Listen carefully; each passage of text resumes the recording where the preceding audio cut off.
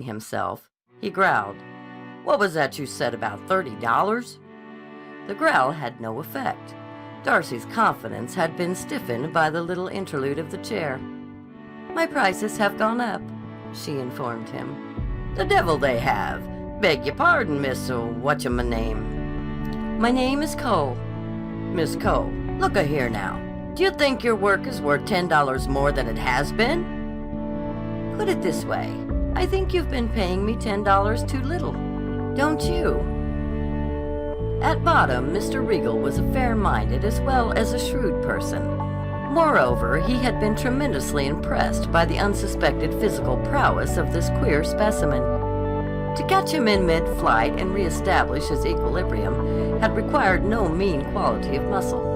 Yet this sloppy-looking girl had done it without turning a hair. And now she was striking him for a raise. He laughed aloud. "That ain't the point," said he. "I don't, but some of my competitors might.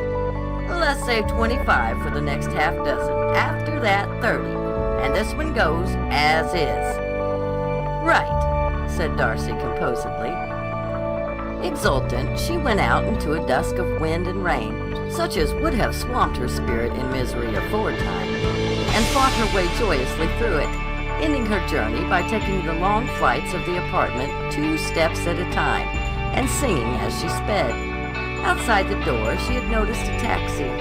In the front room, she found Gloria, who had stopped on her way to the theater, stretched on the divan and talking with the turtle dove. "I looked in to see how you were getting on," said the actress, eyeing Darcy keenly. "Splendidly. Everything all right in the gymnasium?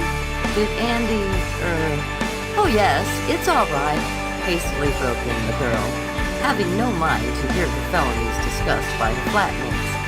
"Just as right can be. You're awfully chirpy, considering what a beast of a raw, rainy day it's been," observed Helen. "Is it bad?" said Darcy blandly. "I suppose it is, but I hardly noticed." "Another British mail-in, I suppose," conjectured Maud. "That always brightens her up."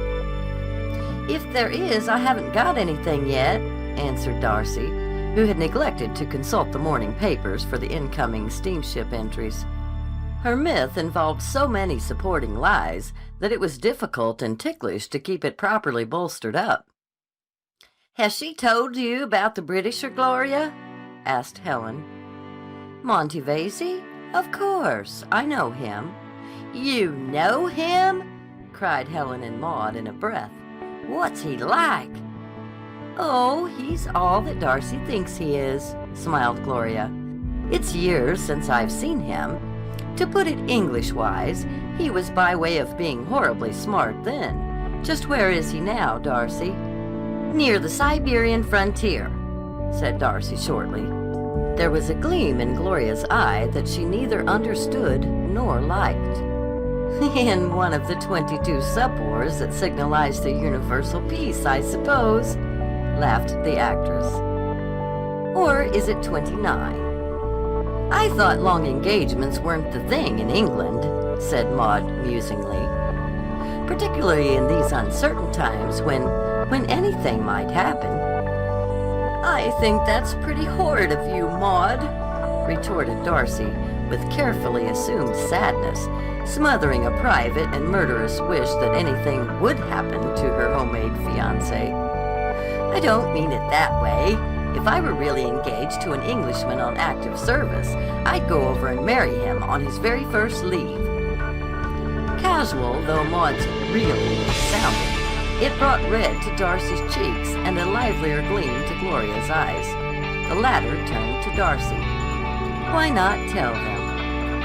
"Tell them what?" inquired the girl, staring at her mentor in amaze and alarm. "All about Monty. The whole thing.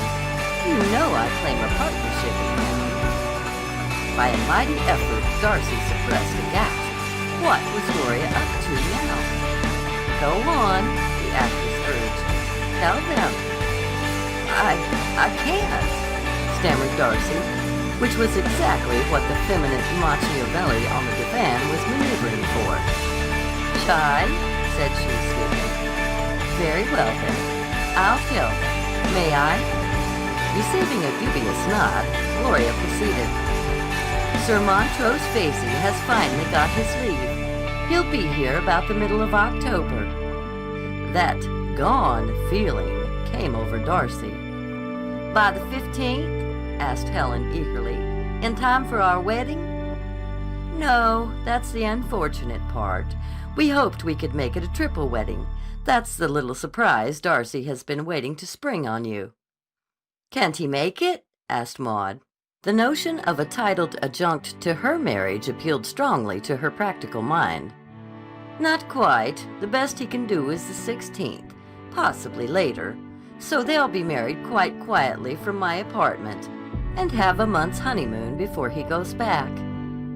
To all of which Darcy listened in the stupefaction of despair. She was roused by Helen Barrett's bear hug of congratulations. Do you know, said Helen, I haven't really quite been able to believe it up to now. Oh, Darcy, I'm so glad for you.